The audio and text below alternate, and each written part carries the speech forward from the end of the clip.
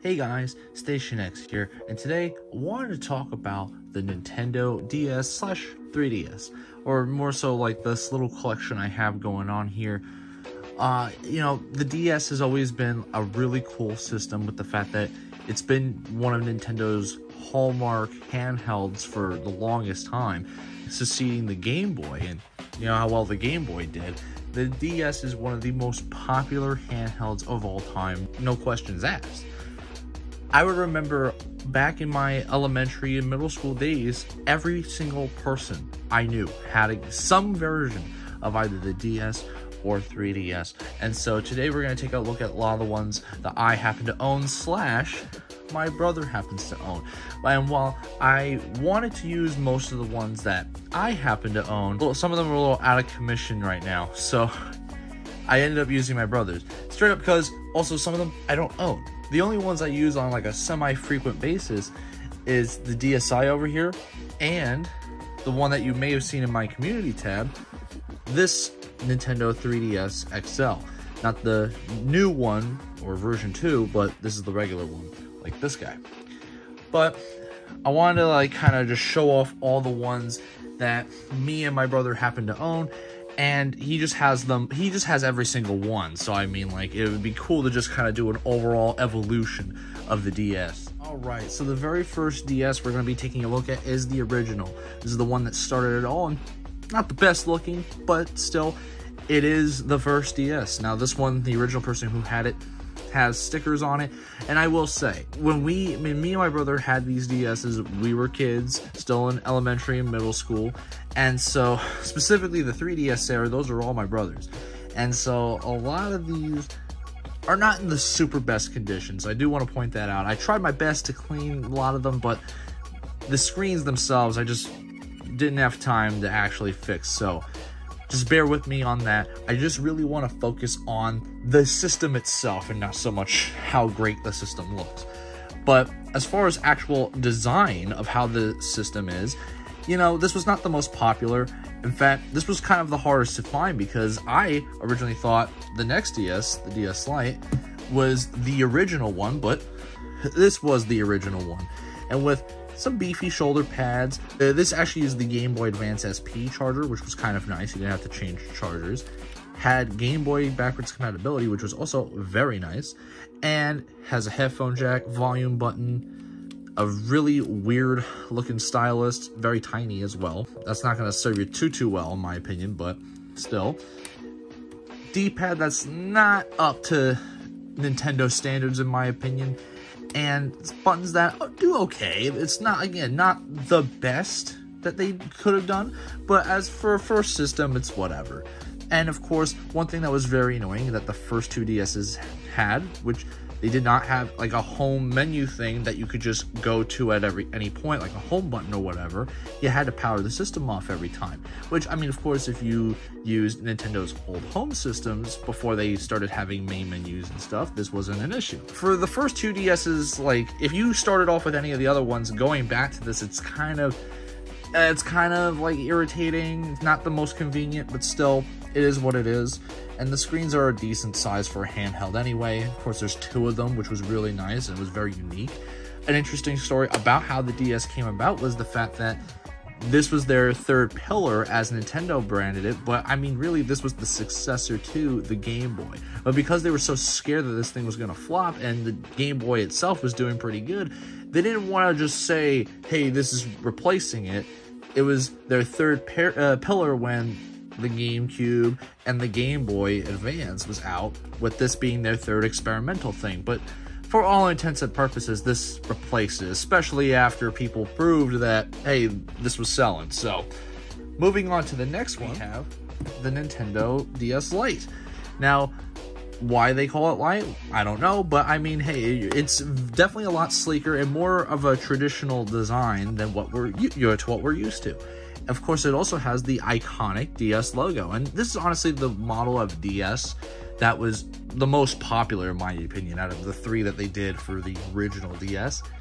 This was the one that most people have, and still boasts that Game Boy Advance backwards compatibility, although while I don't know if the original one had this one had this really nice dust cover. Now, typically, this and the stylus usually match the color of what DS you have, which this, I think, had the most color options along with the DSi. But, I mean, I think black and pink look cool, so I decided to keep it like this. Have the volume button in the same places along with the headphone jack. They just look better.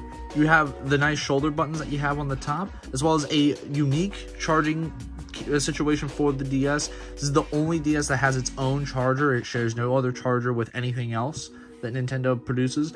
With the next DS, that one from here on out uses the exact same charger for both the rest of the DSs and 3DSs. So you won't have to worry about a charger situation. But if you owned this was very annoying to find a replacement charger for. And like the other DS, does not have a dedicated home button, so similar situation to that. The buttons are a little squishy, but it's kind of that nice squishy, if you know what I mean. It's not horrible, but definitely a better D-pad. I mean, I think the buttons are just satisfying to push, in my opinion. But yeah, this was one of the ones that was just sold the best. I would see people all the time with this version or the DSi, which is the next one we get into. This was the one that I had personally. Now, for me, the only ones that I own are the DSi and the 3DS XL. Now, this one, I tried to really clean up as best as I could, so, like I said, like, be patient with me on that. The screens are pretty good. The D-pad, again, really good. Like, for the most part, all the screens were mostly the same size, maybe getting a little bigger by each generation. The power situation was a lot better because it's just a button again, which I forgot to mention. This was a slider for whatever reason. Buttons, again, not as nice feeling, but more traditionally to what you were used to. I mean, this is basically how all the buttons are going to feel from here on out. And no Game Boy Advance backwards compatibility. They nixed it. The DSi, of course, the I being internet. So while they didn't have Game Boy Advance, it was kind of out with the old, in with the new, and this finally had a home screen. This had internet, so you could download stuff. This had all sorts of iconic things, like the sound, like that sound creator thing, the Flipnote Studio, stuff that every DS owner remembers, including the shop that you used to be able to download the games from. And also, I keep closing this, but this also had a camera in the inside of the DS as well as one on the front of the DS here, and that was really cool as well. And with the charging situation, this was finally a charging port that was uniform with every DS moving forward. So from this model on, it was not an issue to get a charger for this thing. And again, much better DS stylus, and they moved the volume button to the side right here, and also an SD card port, which like the other ones did not have. This was the first one to include that. I think every DS moving forward includes a micro SD card slot. Moving on to the bigger brother of it, we have the DSi XL, which is basically exactly what it says. It's the XL version, the much bigger version of the DS Lite. Let's just have these side by side here. Now, this one's the 25th anniversary edition. My brother got this one. Now, obviously, you got these really nice Mario logos, you know, designs with the mushroom, the sunflower, and the star with his 25th anniversary on it. I want to get one myself to actually own. And same deal with the camera, a lot bigger as well. Basically, it's the exact same thing, just bigger. And I mean, typically, I would either see the DS Lite, right, or the DSi, or the XL version back in elementary school. And this is the one I've always wanted, but because I already had the original, back then, as a kid, couldn't afford all these things. It's pretty expensive at the time. And as the DS just kind of appealed to everybody, it kind of makes sense to make a bigger one when you definitely had people like my grandmother, for instance, really much liked the aesthetic of the DS and stuff. And there was definitely games that were, you know, for everybody, not even just like the hardcore gamer fan base that Nintendo had. It's kind of weird to say that, but you know, you had your, you know, your fan base that basically played like the real games, and then you had your educational games and stuff like that. So on and so forth, like your Brain Age and things like that. And while I really much liked the bigger screen, I couldn't afford this at the time. But This was also the first time that they did an XL version, because basically from here on out, every other model would have an XL version. So this is kind of like their iPhone face, if you will. This is where we start going into the 3DS era, and I will just brace here. This is my brother's 3DS. So this is not me. Do not do not come at me with this. Look at this. Ah! Good God! This thing seems like it went through hell and back, okay? Obviously, he did not take a very good job with the front screen here, but enough bashing my brother's choices with this DS. This is the very first one. Keep in mind, I mean, he was in elementary school, so let's give him a little slack. You know, I was a lot better once I got older, but here we see we have the headphone jack moved right to the center.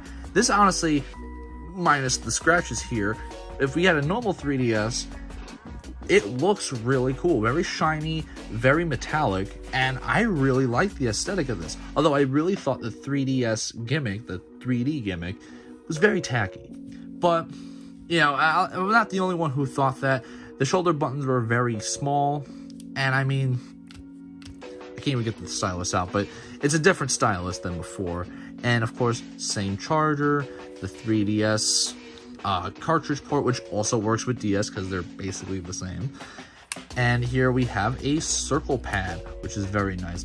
Overall, the aesthetic, the look of the DS looks really good in my opinion. And it just, these original versions, the red, blue, black, all of them look really fantastic. In fact, I actually really like the demo version where this circle pad just, ooh, like it, because it matched with the rest of the DS, and I kind of wish they stuck with that. But I mean, you also have this slider that turns the 3D effect on and off, and you can kind of just level it to what you're comfortable with. And of course, you have your home button here. You're starting to select kind of on this same level playing field. I mean, I don't know. While I really like the way this looks, it's a little too tiny in my hands. I think this actually is a tad bit smaller, not by a lot, but a tad bit smaller than the, you know, the DSi and stuff. Again, they fixed this issue with the XL version. Now I'm going to show my brother's here first. And basically, like before, same deal, although not as shiny. Same kind of aesthetic going on with the bottom screen. The buttons, just from here on out, all feel the same, so I'm not going to really mention them anymore. 3D slider still in effect, with the headphone jack kind of moving to the side a bit, and same charging port, bigger buttons, just overall great time. This Zelda one in and of itself is pretty good. And the cameras, they actually they had 2 cameras on front, I forgot to mention, but the inside, they saw the camera on the top right here, which same thing over there. But that's basically it for the 3DS. It took a bit for the 3DS to really get a footing on, but another thing that was very controversial about it is the glassless 3D. You know, you didn't need glasses to put the 3D on, but a lot of people were concerned this was going to hurt kids' eyes, because Nintendo is typically a system that kids usually have, and it's one that a lot of parents buy for their kids out of, you know, PlayStation and Xbox and stuff. And obviously, Nintendo being the only handheld around, that's why this was made. This is the 2DS, and I just don't like the design of this all too well. Obviously, from up to this point, every single DS had the clamshell design, something that all the, you know, the Game Boy Advance SP started. And so having this cheese wedge design really annoys me, and I'm a big fan of cheese, but not this kind of cheese. Of course, obviously all the buttons are still there. In fact, these buttons remind me a little tad bit, a mix between the more modern buttons and the 3DS Lite buttons, and how squishy they are. And you have the home button here, start select as normal buttons like before, power button right here, you had your volume button over here, you even had a sleep mode. This was you could tell this was made for kids. This was not made for your, you know, your average teen or adult Nintendo fan buying this for. I mean, this was a lot cheaper. It was more of like a budget console. and I just don't like it. I really don't like it. Like, there was one special edition that I thought was nice. I never bought a 2DS, that would be the one I would get. It was the Super Mario Maker one, but this is not a favorite design. It does have its fans. The bumpers, I think these are the biggest like shoulder buttons we've ever got for a handheld, and I mean, those feel really nice, but as far as like the rest of this thing goes, yikes. And it's like they still had cameras on the back of this thing, which was like, why? As well as the front camera. This made more sense, but like, just why have these cameras? I don't know. But moving off from my least favorite DS of all time, something I kind of grazed over is the Disney one that I had, and obviously, as you can see, a lot better. You know, a lot cleaner. And that's how it's going to stay, because I actually have it in a nice, you know, case for it as well. But this is just one I kind of want to show off here, because I'm a big fan of Disney, and I just really like the way this looks. With all the little Mickey Mouse designs here, and the magical world. And I don't own the game that this is supposed to go with, but still, I'm trying to track that down. But just overall really nice. It even comes with a matching stylus and everything, and it's just, ooh, so good. Moving on to the later half of the 3DS, we have the new 3DS, and I hate the name. Love the system, hate the name. And the reason why I hate the name is because every time you're saying new 3DS, everyone's saying, oh, it was a new one. Or at least people who don't follow with Nintendo a whole lot. It's just a very confusing name. I mean, this is an old system, but anything with the word new in it, in its name, is just kind of dumb. I hate it. But this one, I actually really liked what they were going with here, because these plates, almost said nameplates, these plates right here are removable. So each DS, or new 3DS, can be a special edition, and this in particular was the Mario one, which I just really enjoy. And of course, it still has the cameras and stuff. Everything about it is basically the same as the other 3DS. It's just in a better form factor, almost kind of like how, like with this getting an upgrade to the DS Lite, this got an upgrade to this. And I'm very torn, because I really like the shininess and metallicness of the first one, but love the fact that you could swap out these plates. And while I would demonstrate it, it's kind of hard to do, especially with the back one. I would just not do it. You actually have to unscrew it, which is just not a fun thing to do. But these even had colored buttons, which is not something typically North American Nintendo products have, which is just weird. But again, it has the circle pad. You even have this little like nub, or whatever you want to call it, which basically acts like a second stick, or a C-stick. But I'm not a big fan of this thing, but it does get the job done when you need it to. And this plays everything that the other ones can do, but there are some games, just like how I kind of glossed over where the DSi had some exclusive games to it, this had exclusive games for it as well. One of them being Minecraft, Xenoblade, and Fire Emblem, which are the ones I own. There's like one more, but I mean, that would be it. But, you know, same deal as before. Volume here, 3D slider here, which they're both sliders this time, which I thought is kind of like a no-brainer. You have a better camera here. And again, still the same charging situation, but it's a lot better. You have two more buttons on the top. Instead of just having the shoulder buttons, you have ZL and ZR here. So just left and right, which is very good change there. And basically, this is just an overall, like, I guess, pro version of the Nintendo 3DS. And moving on to the next one, which is, again, the big brother of it. This combined the shiny metallicness, although to a lesser extent, with, like, the nice, sleek design of the 3DS, although they nixed the removable plates, which is really dumb. But this is, I think, the biggest screen they've done so far, and I really enjoy it. This is the one that I really want to get the most, although, you know, this is just as good.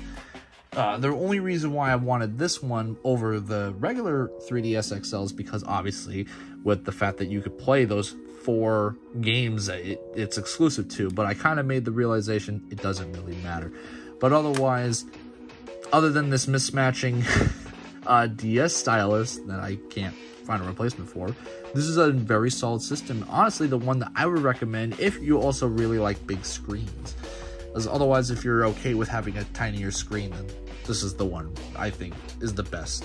But they did make one last DS after this, because, you know, every DS had to have an XL version, the 2DS XL, which is basically a regular DS that can play 3DS games. And this one, while I said DS went through its iPhone phase, this really went through an iPhone phase. Like, this top screen literally looks like a smartphone. And I mean, this special edition Pikachu one, I think, like, they really went crazy with the special editions here. But I also have a problem with the camera. It's kind of being exposed like that. Kind of weird.